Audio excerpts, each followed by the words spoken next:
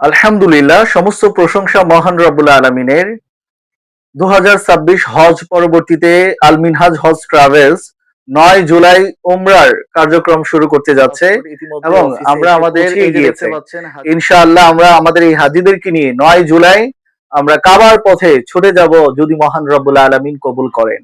অতএব আরো কিছু আমরা পাসপোর্ট নেব যারা আগামী 2 থেকে 5 দিনের মধ্যে আপনারা আগ্রহ আছেন 9 জুলাই যাওয়ার জন্যে, ইনশাআল্লাহ আপনাদের সাথে থাকবো কাবার পথে আল মিনহা।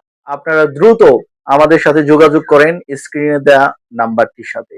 ইনশাআল্লাহ অচিরেই কাবার পথে দেখা হচ্ছে। আমি আছি জামান বিন আতিক এবং আল মিনহাজ হজ ট্রাভেলস এর সম্মানিত চেয়ারম্যান হাফেজ মাওলানা জহিরুল ইসলাম তানভীর, তিনিও থাকবেন সশরীরে ইনশাআল্লাহ এই কাফেলায়।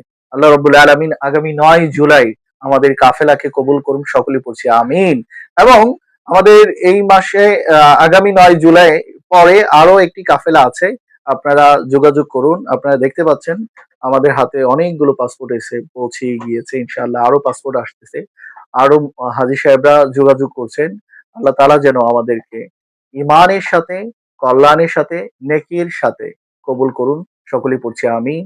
আল্লাহ হাফেজ। আসসালামু আলাইকুম ওয়া রাহমাতুল্লাহ।